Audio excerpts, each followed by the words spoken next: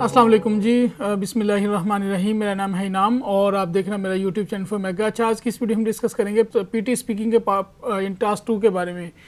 PT के जो है वो स्पीकिंग के अंदर काफ़ी ज़्यादा यानी कि टास्क होते हैं, जिसके अंदर जो दूसरे नंबर पे जो आपका टास्क होता है वो रिपीट सेंटेंसेस होता है। रिपीट सेंटेंसेस का मतलब ये है कि आपने एक सेंटेंस को सुनना है और सुनने के फ़ौरन बाद आपने उसको जो है वो रिपीट करना है, यानी कि आपने स्पीक करना है।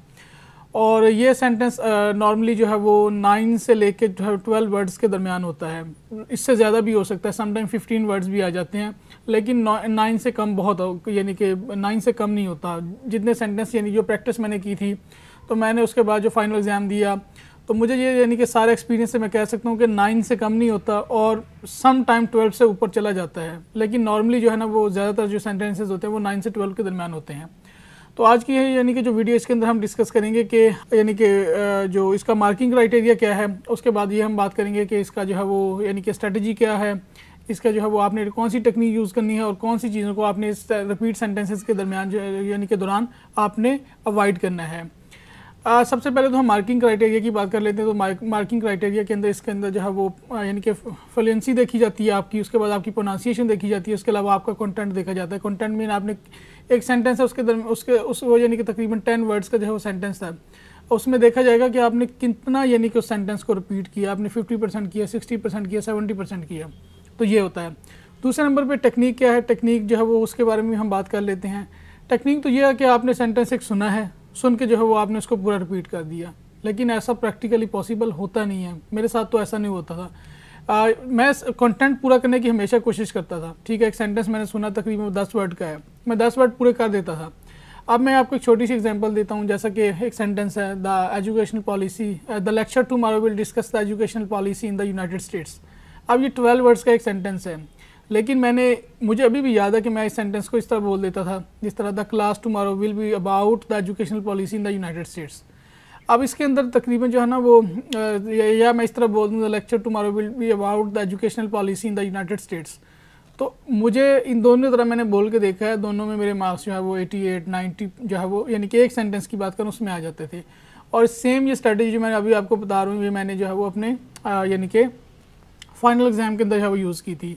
इसमें ये होता है कि आपने प्रैक्टिकली ये नहीं होता कि आपने जो सुना है एग्जैक्टली आपने वही बोलना होता है। इसमें ये होता है कि नहीं, इसमें ये होता है कि आपकी शॉर्ट मेमोरी को टेस्ट किया जाता है कि आप एक चीज़ अगर आपको यानी कि न्यूज़ सुन रहे हैं तो आप कितनी जल्दी इसको मेमोराइज़ करते हैं। अब न्यूज़ आप सुन के जो है वो कम्प्लीटली उसको उसी तरह तो नहीं आप यानी कि किसी को एक्सप्लेन कर सकते। आप उसके अंदर जो है वो यानी कि किसी और तरीके से यानी उसके अंदर वर्ड्स कम भी हो सकते हैं, ज़्यादा भी हो सकते हैं।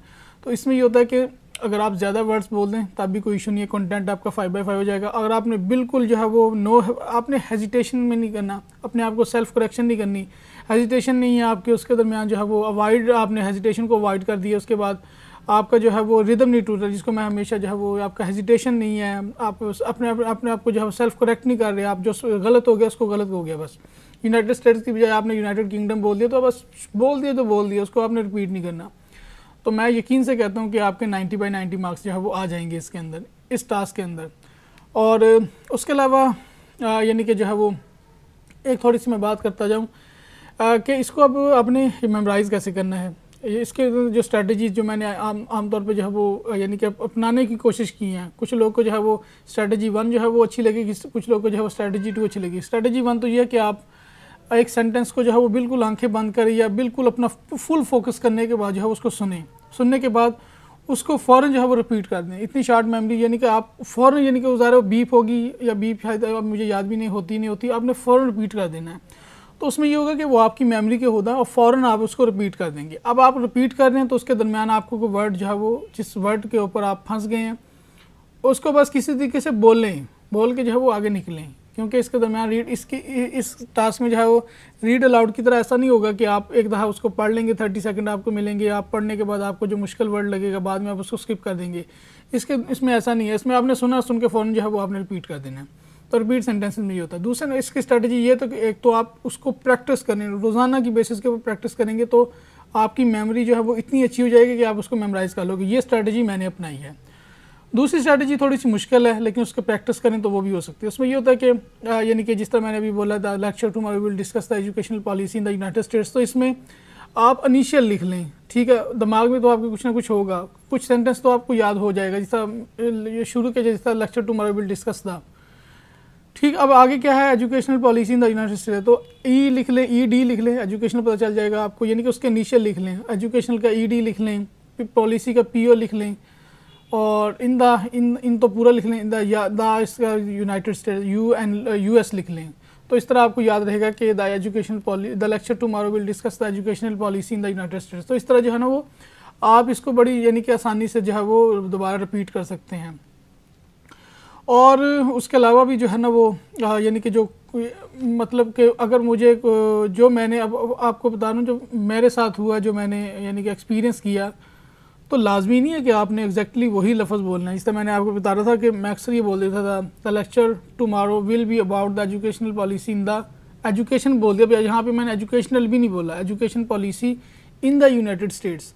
लेकिन आप जो बोलेंगे, अच्छा मैं आपको ये बता दूँ, जो बोलना है आपने उसको आपने बड़े अच्छे तरीके से बोलना है, यूनाइटेड स्टेट्स बोलना है, आपने स्टेट नहीं बोलना, ठीक है। उसके बाद जो है वो अगर आप कहीं पे ईडी आ रहा है तो आपने ईडी बोलना है, यानी कि अगर यानी कि सेकंड फॉर्म ऑफ वर्ब आ रही है यहाँ पे, जिस तरह आप कहेंगे ही यूज़ नहीं बोलना, यूजेस बोलना है आपने। ये थोड़ा सा आपने खुद से भी यानी कि एनालाइज करना है प्रैक्टिस के दौरान कि यार मैं यहाँ पे क्या बोलूँ, मुझे क्या बोलना चाहिए। आपको ये देखें, आपको ये तो चीज़ पता होता है ना कि ही के बाद यूजेस होगा, यूज़ नहीं होगा, शी के बाद भी, इट के बाद भी, और इस तरह जो है वो यानी कि दे वर होगा, दे वाज नहीं हो सकता, ठीक है, इट वाज होगा या ही वाज होगा।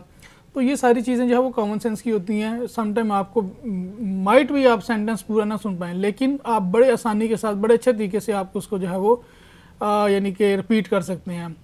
तो आप इसकी प्रैक्टिस कैसे करनी है, प्रैक्टिस जो है वो आपने इसकी एप यूनी की वेबसाइट से ही करनी है, बहुत अच्छी वेबसाइट है, ठीक है।